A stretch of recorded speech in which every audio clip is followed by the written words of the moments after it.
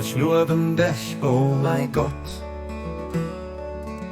Ich lobe dich, oh mein Gott, dass du mich aus meinem Schlaf verweckt hast, an, dass du mich, nachdem ich fort war, zurückkommen und mich aus meinem Schlummer, obst du gelost hast. Ich sing heute Morgen erweckt, mit meinem Blick der prächtige Song von deiner Offenbarung so gedreht. Durch die Himmel von deiner Macht am Majestät, ein Licht gießen, ich bekenne nicht zu denken Zeichen.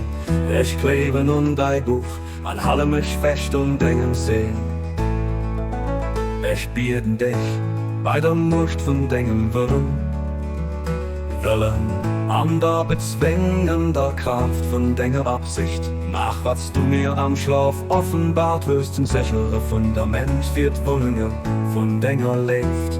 Die an den Herzen von denen sind, die dich gehören, an zum besten Instrument für die Offenbarung von den Zeichen von deiner Gnade lebt a Gutheit. Bestimmt du für mich durch den höchsten Fieder, oh mein Herr, dat Gott von dieser anderen nächster Welt. Ich bezeugen, dass du alles fest am Griff hast. Du erinnerst, wie es dir gefällt. Et gibt kein Gott außer dir, bestarken den Trägen.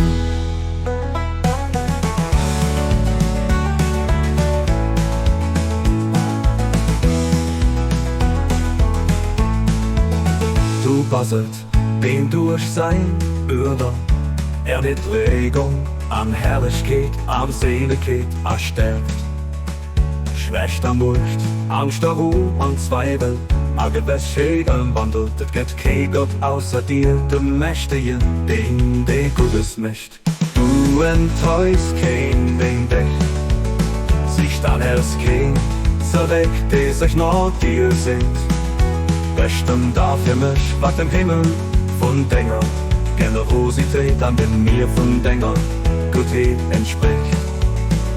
Du warst wirklich dem Allmächtigen, der Gewaltigsten.